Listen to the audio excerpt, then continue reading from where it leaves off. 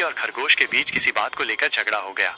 झगड़ा इतना बढ़ गया कि खरगोश ने बिल्ली को हरा दिया और रस्सी से कसकर बांध दिया। फिर खरगोश बिल्ली को पकाने की तैयारी करने लगा। अपनी जान बचाने के लिए बिल्ली ने तुरंत अपनी दोस्त शेरनी को फोन किया।